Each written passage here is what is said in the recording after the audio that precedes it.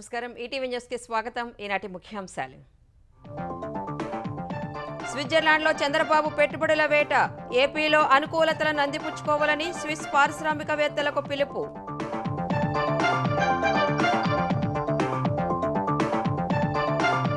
ప్రవాసాంధ్రులతో CM భేటీ. AP పునర్నిర్మాణానికి సహకరించాలని విజ్ఞప్తి. మాతృభూమి రుణం తీర్చుకోవాలని సూచన. ప్రపంచ ఆర్థిక వేదిక సదస్సు కోసం దావోస్ చేరుకున్న రేవంత్ రెడ్డి. జ్యూరిచ్లో ఏపీ సీఎం చంద్రబాబుతో సమాలోచనలు.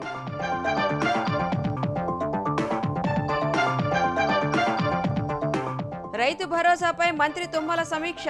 అర్హత కలిగిన అందరికీ అందించే విధంగా సర్వే జరగాలని అధికారులకు ఆదేశం.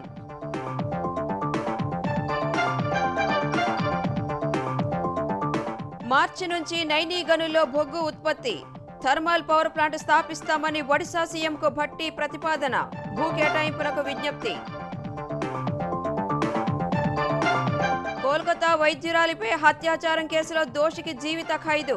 చనిపోయే వరకు కారాగారంలోనే ఉంచాలని సియాల్దా కోర్టు తీర్పు. కాసేపట్లో అమెరికా 47వ అధ్యక్షుడిగా ట్రంప్ ప్రమాణం. బాధ్యతలు చేపట్టగానే రష్యా ఉక్రెయిన్ యుద్ధాన్ని ఆపుతానని ప్రకటన.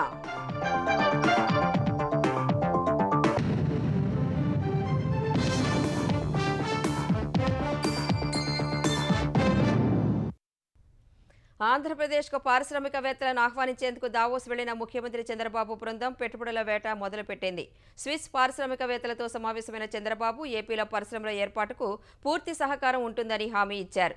రాష్ట్ర పునర్నిర్మాణంలో భాగస్వామ్యం కావాలని ప్రవాసాంధ్రులను కోరారు. ఏఐని అలవాటు చేసుకోవాలని సూచించిన చంద్రబాబు ఏఐ సంస్థలకు ప్రభుత్వమే డబ్బు చెల్లించి ఓపెన్ సోర్స్ విధానంలో పనిచేసుకునే వెసులుబాటు కల్పించే ఆలోచన చేస్తున్నట్లు ప్రకటించారు.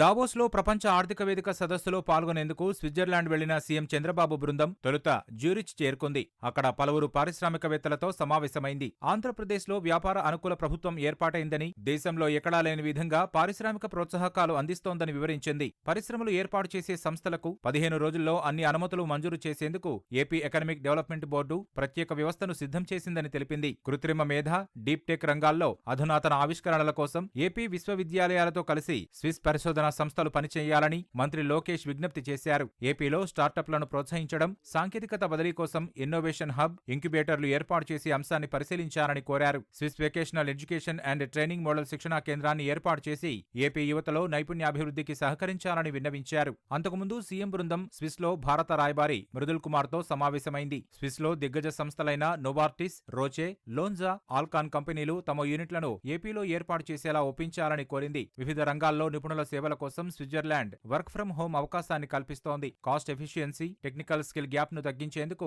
ఆంధ్రప్రదేశ్ మహిళల ప్రతిభను, నైపుణ్యాలను స్విట్జర్లాండ్ వినియోగించుకునేలా సహకరించాలని భారత రాయబారిని మంత్రి లోకేష్ కోరారు. ఏపీలో స్విస్ కంపెనీలు పెట్టుబడులు పెట్టడానికి తమ వంతు సహకారం అందిస్తానని మృదుల్ కుమార్ హామీ ఇచ్చారు. తెలుగు పారిశ్రామికవేత్తలు, ప్రవాసాంధ్రులతో సీఎం చంద్రబాబు బృందం సమావేశమైంది. ప్రవాసాంధ్రులు గతంలో పశ్చిమాసియా, అమెరికాకు వెళ్లారన్న పారిశ్రామికవేత్తలు ఇప్పుడు యూరోప్లోనూ విస్తృత అవకాశాలు ఉన్నాయని సీఎంకు వివరించారు. ఈ సందర్భంగా యూరోప్లో తెలుగువారికి ఉపాధి అవకాశాలపై పుస్తకాన్ని చంద్రబాబు ఆవిష్కరించారు. తెలుగు పారిశ్రామికవేత్తలతో పలు అంశాల గురించి చంద్రబాబు బృందం మాట్లాడింది. తెలుగువారు రాష్ట్రానికి వచ్చి ఆంధ్రప్రదేశ్ పునర్నిర్మాణంలో పాలు పంచుకోవాలని కేంద్ర మంత్రి రామ్మోహన్ నాయుడు పిలుపునిచ్చారు. మనం ఈరోజు ఆంధ్రప్రదేశ్ రాష్ట్రాన్ని బ్రహ్మాండంగా వరల్డ్లోనే ఒక నంబర్ 1గా తయారు చేయాలనంటే ప్రపంచంలో ఉన్న వ్యక్తులందరినీ కూడా తీసుకొని రావడమే కాదు, తెలుగు వాళ్ళలో కూడా ఆణిముత్యాలు ఎవరైతే ఉన్నారో వాళ్ళను కూడా మళ్ళీ ఇంక్లూడ్ చేసుకొని వాళ్ళను కూడా మళ్ళీ తీసుకొని రావాలని ఈరోజు బ్రహ్మాండంగా ఈ కార్యక్రమం కూడా పెట్టడం జరిగింది. మీ అందరికీ కూడా ఆహ్వానిస్తున్నాం. ఏ రకంగా ఎలక్షన్స్లో రెస్పాన్సిబిలిటీ తీసుకున్నారో స్వర్ణాంధ్రప్రదేశ్ నిర్మాణంలో కూడా చంద్రబాబు నాయుడు గారి తాలూకా నాయకత్వంలో అందరూ కూడా కలిసికట్టుగా పనిచేద్దాం. అందరం కూడా కలిసి తిరిగి మన జాతికి, మన ప్రాంతానికి, మన రాష్ట్రానికి మంచి చేసే విధంగా అందరం కూడా కాంట్రిబ్యూట్ చేద్దామని తెలియజేసుకుంటూ జై హింద్, జై జన్మభూమి. పారిశ్రామికవేత్తలు ఎవరు వచ్చినా వారి సందేహాలను నివృత్తి చేస్తామని ఆంధ్రప్రదేశ్ పరిశ్రమల శాఖ మంత్రి టీజీ భరత్ తెలిపారు. ఏపీని ఇంకొన్ని దశాబ్దాల పాటు తెలుగుదేశం పాలిస్తుందన్న ఆయన తమకు భవిష్యత్తు నాయకత్వం ఉందని చెప్పారు. The most dynamic youth leader, ma Nara Lokesh garu, very highly educated, so he knows what to do, when to do, everything. So perfect blend ఉంది మాకు. ఇట్లా సీనియరు ఇట్లా జూనియరు ఆలోచన చేస్తే ఫ్యూచర్ ఆఫ్ తెలుగుదేశం పార్టీకి ఉంది అని చెప్పేదానికి ఒక క్లారిటీ ఉందన్నమాట మా పార్టీలో. అండ్ నచ్చినా నచ్చకపోయినా ఎవరికైనా ఫ్యూచర్ ఇస్ లోకేష్ గారు. అండ్ కాబోయే ముఖ్యమంత్రి కూడా మన లోకేష్ గారు ఫ్యూచర్లో. మహిళలు ఖాళీ సమయాల్లో ఇంటి నుంచే పనిచేసుకునేలా ఆంధ్రప్రదేశ్ను వర్క్ ఫ్రం హోం హబ్గా మార్చాలనేది తమ ఉద్దేశమని చంద్రబాబు చెప్పారు. భవిష్యత్ అంతా ఏఐ, చాట్ జీపీటీదేనన్న చంద్రబాబు ప్రతి ఒక్కరూ దీనిలో నైపుణ్యం పెంచుకోవాలని సూచించారు. రెండోది, అందరూ కూడా ప్రతి ఒక్క ఇంటికి ఒకరు లేకుంటే ఇంట్లో ఉండాలందరూ ఆర్టిఫిషియల్ ఇంటెలిజెన్స్ అడాప్ట్ చేసుకోవాలి. ఒకప్పుడు ఐటీ మాట్లాడారు, ఇప్పుడు మీరు ఏ డెసిషన్ తీసుకోవాలన్నా అడగండి చాట్ జీపీటీని, ఇట్ విల్ ఆన్సర్. అల్టిమేట్గా మీ మైండ్ కూడా స్టిమ్యులేట్ అవుతుంది. నేను కూడా ఆలోచిస్తున్నా, వీలైతే ఏఐ అనేది గవర్నమెంట్ ఆఫ్ ఇండియా కానీ ఆంధ్రప్రదేశ్ కానీ ఎట్లా చేయగలదని తెలియదు. వాళ్ళకి లంసమ్ డబ్బులు పే చేసేసి అది ఓపెన్ పెట్టేసి అందరూ కూడా అడాప్ట్ చేసుకోవడానికి, అక్కడి నుంచి వర్క్ చేయడానికి వీలైతే పెడదామని కూడా ఆలోచిస్తున్నాను. అంటే ఏఐ అనేది ఆ ప్లాట్ఫామ్స్ అన్నీ అందరికీ యాజ్ ఆన్ టుడే ఓపెన్ ఉన్నాయి, కొన్ని పేమెంట్స్ ఉన్నాయి. ఆ పేమెంట్సే గవర్నమెంట్లో కట్టేస్తే వాళ్ళ ప్లాట్ఫామ్ మనకి సోర్స్ మనకిస్తే మనం డెవలప్ చేయొచ్చని చూద్దాం అనుకుంటున్నాం. ప్రవాసులంతా ఏపీ అభివృద్ధిలో పాలు పంచుకోవాలని చంద్రబాబు పిలుపునిచ్చారు. తెలుగువారిని గ్లోబల్ లీడర్స్గా తీర్చిదిద్దేందుకు ఒక ఇన్స్టిట్యూట్ పెడతామని చెప్పారు. డిఫరెంట్ కంట్రీస్లో ఉన్నప్పుడు డిఫరెంట్ కంట్రీస్లో ఉండే బెస్ట్ ప్రాక్టీసెస్ లేకుంటే నాలెడ్జ్ మీకు అందుబాటులో ఉంది. అది అధ్యయనం చేసుకొని ఎప్పటికప్పుడు మీరు కూడా నాకు ఆలోచనలు ఇస్తే ఆ ఆలోచనలు అందిపుచ్చుకొని రాష్ట్రాన్ని అభివృద్ధి చేసే బాధ్యత నేను తీసుకుంటా. ఇంకొక పక్క మీకోసం కూడా నేను ఆలోచిస్తున్నాను, ఏం చేయాలని కూడా మీరు కూడా ఐడియాస్ ఇవ్వండి. ఏదైతే వ్యాపారాలు చేయాలంటే ఎలాంటి అవకాశాలు ఉన్నాయి, కానీ అవసరమైతే ఒక ఇన్స్టిట్యూట్ పెట్టాలనుకుంటున్నాను. గ్లోబల్ లీడర్స్ని ప్రమోట్ చేయడానికి ఇండియన్ లీడర్స్ని ఒక ఇన్స్టిట్యూట్ పెట్టి ఎవరైతే ఆంటర్ప్రెన్యూర్స్ కావాలనుకుంటున్నారో వాళ్ళందరినీ ప్రమోట్ చేయాలని కూడా అనుకుంటున్నాను. అది కూడా సిఐతో మిగిలిన పెద్దవాళ్ళు కూడా మాట్లాడుతున్నా, దానికి కూడా శ్రీకారం చుడదాం. అనంతరం ముఖ్యమంత్రి చంద్రబాబు బృందం జ్యూరిచ్ నుంచి దావోస్ బయలుదేరింది. ఆంధ్రప్రదేశ్లో professional golf association of America PGA ప్రామాణిక గోల్ఫ్ సిటీ ఏర్పాటుకు ఉన్న అవకాశాలు పరిశీలించాలని స్టోన్ క్రాఫ్ట్ గ్రూప్ ప్రతినిధులను ఏపీ ఐటీ శాఖ మంత్రి నారా లోకేష్ కోరారు. జ్యూరిచ్లో stone craft group strategic global advisor Phani Sripada సంస్థకు చెందిన ప్రతినిధులతో సమావేశమైన లోకేష్ రాజధాని అమరావతి శరవేగంగా అభివృద్ధి చెందుతోందని వివరించారు. సీఎం చంద్రబాబు నేతృత్వంలోని ప్రజా ప్రభుత్వం ఇన్వెస్టర్స్ ఫ్రెండ్లీ విధానాలను అమలు చేయడమే కాక దేశంలోని మరే రాష్ట్రంలో లేని విధంగా ప్రోత్సాహకాలను అందజేస్తోందని లోకేష్ చెప్పారు. పూర్తిస్థాయి బ్లూ ప్రింట్తో వస్తే 15 రోజుల్లో ఏపీ ఎకనామిక్ డెవలప్మెంట్ బోర్డు అన్ని అనుమతులు ఇస్తుందని వివరించారు. ప్రపంచ స్థాయి గోల్ఫ్ సిటీ ఏపీలో ఏర్పాటైతే పర్యాటకం సహా ఆర్థికాభివృద్ధికి బాటలు వేస్తుందన్నారు. అంతకుముందు తెలుగు రాష్ట్రాల సీఎంల బృందాలు దావోస్లో సమావేశమయ్యాయి. సింగపూర్ నుంచి ముఖ్యమంత్రి రేవంత్ రెడ్డి, మంత్రి శ్రీధర్ బాబు అధికారుల బృందం స్విట్జర్లాండ్లోని జ్యూరిచ్ విమానాశ్రయానికి వెళ్లింది. అక్కడ ఆంధ్రప్రదేశ్ సీఎం చంద్రబాబు, మంత్రులు లోకేష్, టీజీ భారత్, కేంద్ర మంత్రి రామ్మోహన్ తదితరులను ఎయిర్పోర్ట్లో రేవంత్ రెడ్డి బృందం కలిసింది. ఇరు రాష్ట్రాల విషయాలతో సహా దావోస్, సింగపూర్ పర్యటనలపై ఇద్దరు సీఎంలు, మంత్రులు చర్చించుకున్నారు. జ్యూరిచ్ ఎయిర్పోర్ట్లో సీఎంల బృందాలకు అక్కడి ప్రవాస తెలుగు ప్రజలు ఘనంగా స్వాగతం పలికారు. తరువాత రేవంత్ రెడ్డి రైలు మార్గంలో జ్యూరిచ్ నుంచి దావోస్ చేరుకున్నారు. అక్కడ జరిగే ప్రపంచ ఆర్థిక వేదిక సదస్సులో పాల్గొనున్న ఆయన తెలంగాణలో ఉన్న పెట్టుబడి అవకాశాలపై ప్రపంచ పారిశ్రామికవేత్తలకు వివరించనున్నారు. తెలంగాణకు పెట్టుబడులు ఆకర్షించనున్నారు. మార్చి నెల నుంచి నైనీ బొగ్గు గనుల ద్వారా బొగ్గు ఉత్పత్తి చేస్తామని తెలంగాణ ఉప ముఖ్యమంత్రి భట్టి విక్రమార్క ప్రకటించారు. ఒడిశాలోని కోణార్క్లో జరుగుతున్న 3వ జాతీయ మైనింగ్ మంత్రుల సదస్సుకు భట్టి హాజరయ్యారు. ఈ సందర్భంగా ఒడిశా ముఖ్యమంత్రికి ఓ లేఖ అందజేశారు. అంగూల్ జిల్లాలోని నైనీ బొగ్గు గని నుంచి ఉత్పత్తి ప్రారంభించేందుకు సీఎం కార్యాలయం ఇస్తున్న మద్దతుకు తెలంగాణ ప్రభుత్వం తరపున కృతజ్ఞత తెలుపుతున్నట్లు భట్టి పేర్కొన్నారు. నైనీ బొగ్గు గని సమీపంలో 1600 మెగావాట్ల థర్మల్ పవర్ ప్రాజెక్టు ఏర్పాటు చేయాలని భావిస్తున్నట్లు లేఖలో పేర్కొన్నారు. తద్వారా ఉత్పత్తి వ్యయం తగ్గడం సహా ఉత్పత్తి అయిన బొగ్గును లాభదాయకంగా ఉపయోగించుకునే అవకాశం ఉంటుందని భావిస్తున్నామని తెలిపారు.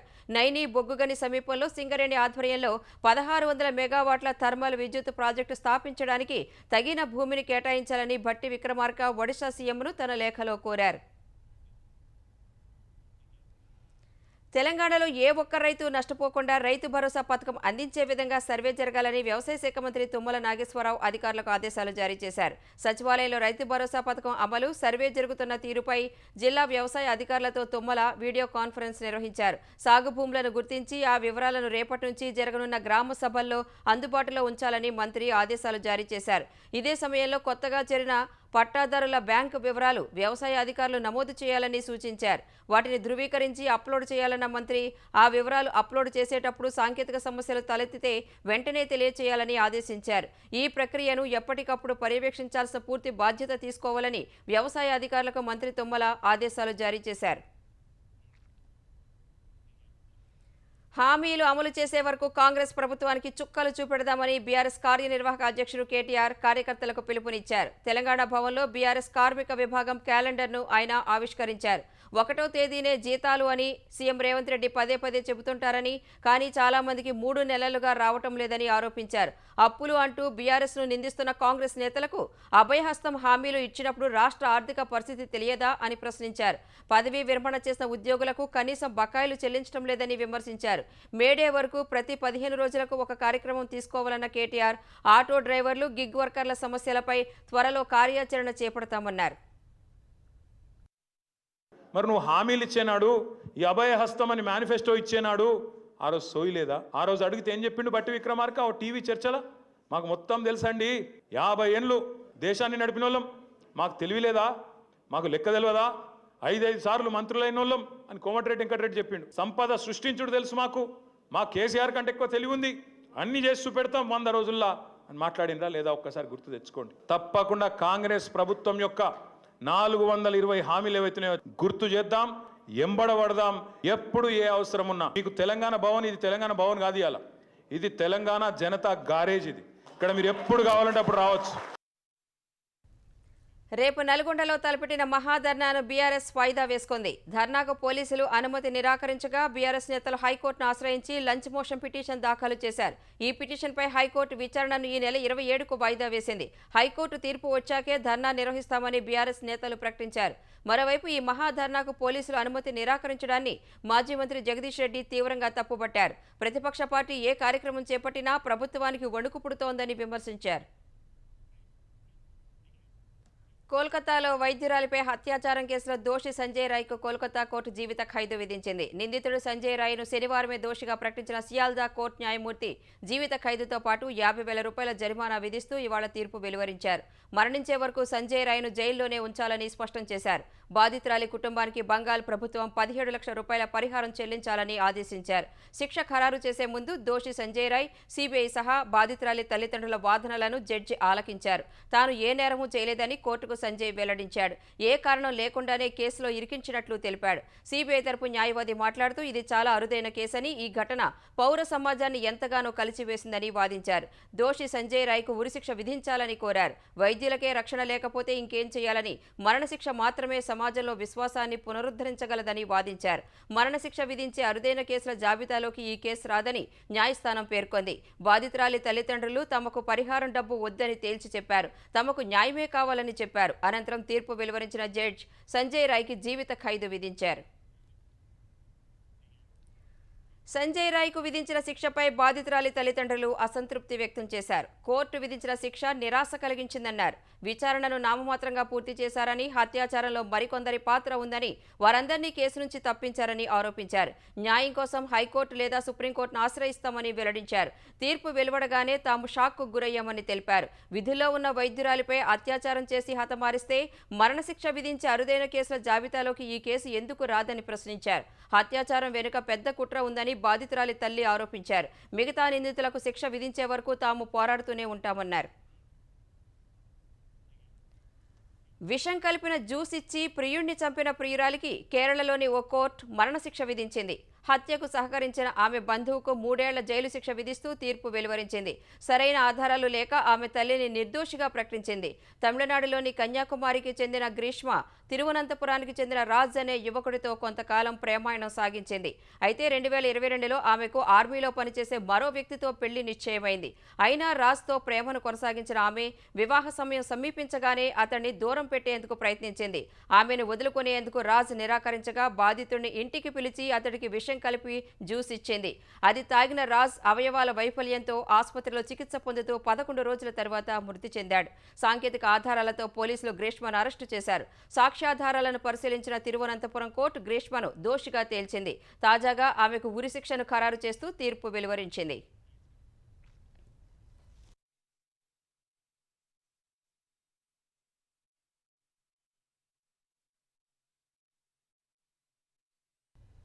అక్రమాస్తుల కేసులో వైసీపీ అధినేత జగన్ బెయిల్ రద్దు, ట్రయల్ బదిలీ చేయాలని ఏపీ డిప్యూటీ స్పీకర్ రఘురామకృష్ణరాజు వేసిన పిటిషన్పై విచారణ వచ్చే సోమవారానికి వాయిదా పడింది. ఈ పిటిషన్పై ఇవాళ justice B V Nagarathna, justice Satish Chandra Sharma ధర్మాసనంలో విచారణ జరగగా 12 ఏళ్ల నుంచి ట్రయల్ ఒక్క అడుగు కూడా ముందుకు పడలేదని పిటిషనర్ వాదించారు. 10 ఏళ్ల నుంచి ఒక్క డిశ్చార్జ్ అప్లికేషన్ కూడా డిస్పోజ్ చేయలేదన్నారు.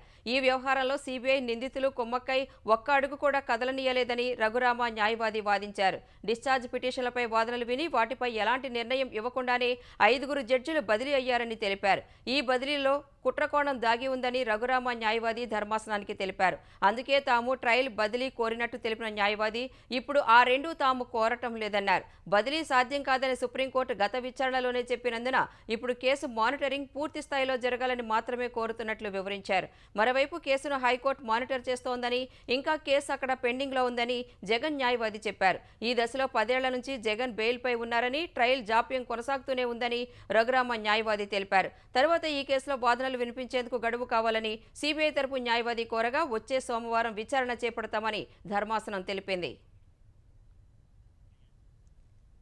గుంటూరు జిల్లా మంగళగిరి జనసేన కార్యాలయంపై ఎగిరిన డ్రోన్ కేసు చిక్కుముడి వీడింది. గుంటూరు జిల్లా మంగళగిరిలోని రహదారులు, మురుగు కాలువల నిర్వహణ, ట్రాఫిక్ క్రమబద్ధీకరణపై డ్రోన్తో సర్వే చేయాలని ఏపీ ఫైబర్ నెట్ను ప్రభుత్వం ఆదేశించింది.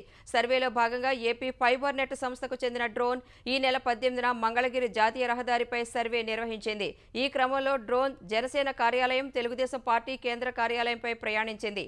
జనసేన కార్యాలయంపై డ్రోన్ ఎగరడంతో ఆ పార్టీ నాయకులు డీజీపీని ఆశ్రయించారు. వెంటనే పోలీసులు డ్రోన్ ఎగరడంపై విచారణ నిర్వహించారు. ఇది తెలుసుకున్న ఏపీ ఫైబర్ నెట్ సంస్థ ప్రతినిధులు పోలీసుల వద్దకు వెళ్లి ప్రభుత్వ ఆదేశాలతో సర్వేలో భాగంగా జాతీయ రహదారి వెంట డ్రోన్తో చిత్రాలు తీశామని వివరించారు.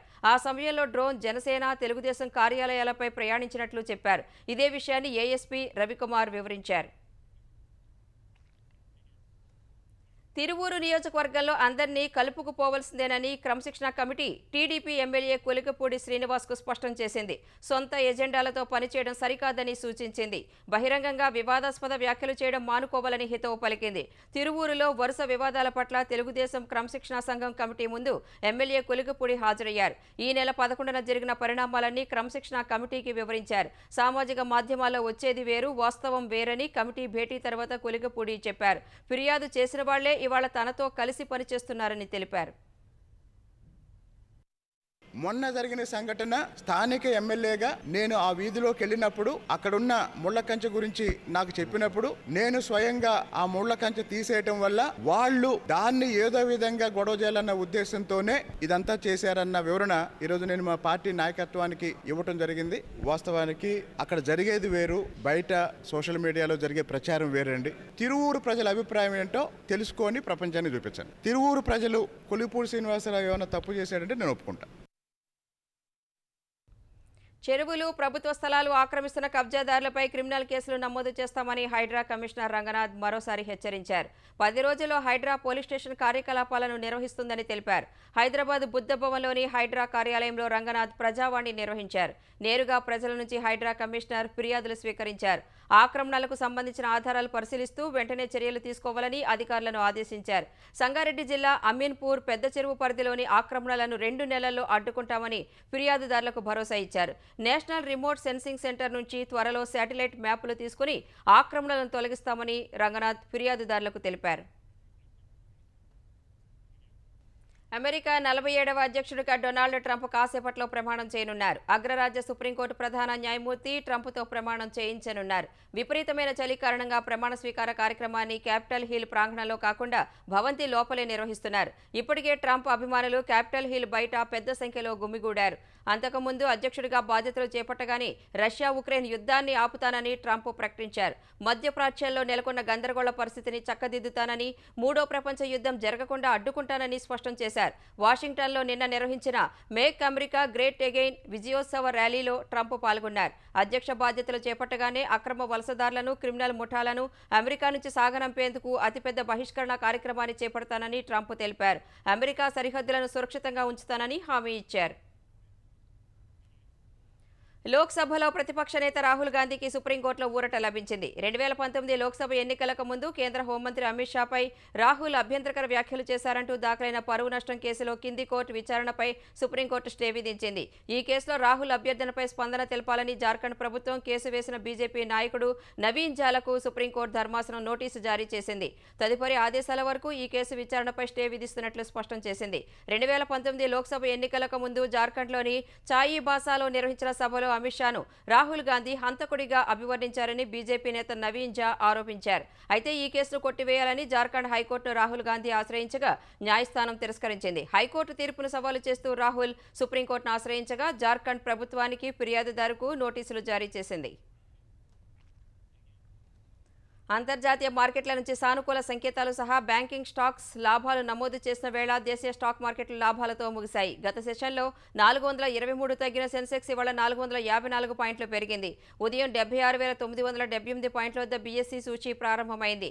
మొదట్లో అమ్మకాల ఒత్తిడితో ఓ దశలో 76,585 పాయింట్ల కనిష్ట స్థాయికి పడిపోయింది.